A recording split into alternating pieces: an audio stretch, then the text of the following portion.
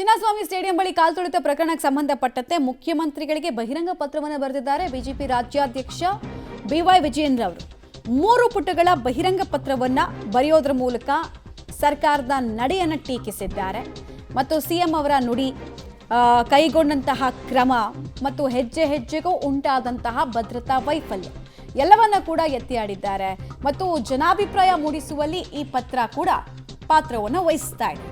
Police ಅಮಾನತನ್ನ ಖಂಡಿಸಿ ಕೂಡ ಟೀಕೆಯನ್ನ ಮಾಡಿದ್ದಾರೆ. ಹಾಗೆ ಕಳೆದ ಜೂನ್ 4ನೇ ತಾರೀಕನ್ನ ಕರ್ನಾಟಕದ ಇತಿಹಾಸದಲ್ಲಿ ಒಂದು ಕರಾಳ ಅಧ್ಯಾಯದ ದಿನ ಅಂತ ನಾವು ಆಚರಿಸಬೇಕು ಅನ್ನೋ ನಿಟ್ಟಿನಲ್ಲಿ ಅವರು ಹೇಳಿದ್ದಾರೆ. ಎತ್ತಿಗೆ ಜ್ವರ ಬಂದರೆ ಎಮ್ಮೆಗೆ ಬರೆ ಹಾಕಿದಂತೆ ಅಂತೆಲ್ಲ ಸರ್ಕಾರದ ನಿರ್ಧಾರಗಳ ಬಗ್ಗೆ ಕಟು ಟೀಕೆಯನ್ನ ಮಾಡಿದ್ದಾರೆ. ಈ ಮೂಲಕ ಆಕ್ಷೇಪದ ಧ್ವನಿ ಮುಂದುವರಿತಾ ಇದೆ. ಹೋರಾಟವನ್ನು ದೊಡ್ಡ ಸ್ವರೂಪದಲ್ಲಿ ಮಾಡ್ತೀವಿ ಅನ್ನೋ ಮುನ್ಸೂಚನೆಯನ್ನು ಕೂಡ ಈ ಮೂಲಕ ಕೊಟ್ಟಿದ್ದಾರೆ. ಸರ್ಕಾರ ಎಲ್ಲೆಲ್ಲಿ ಯಾವ್ಯಾವ ರೀತಿಯಲ್ಲಿ ತಪ್ಪು ಮಾಡಿದ ಮೇಲೂ ಸಮರ್ಥನೆ ಮಾಡ್ಕೊಳ್ಳೋದಕ್ಕೆ ಇಮೇಜ್ ಬಿಲ್ಡ್ ಮಾಡ್ಕೊಳ್ಳೋದ್ರಲ್ಲಿ ಮಾತ್ರ ಬ್ಯುಸಿ ಇದೆ.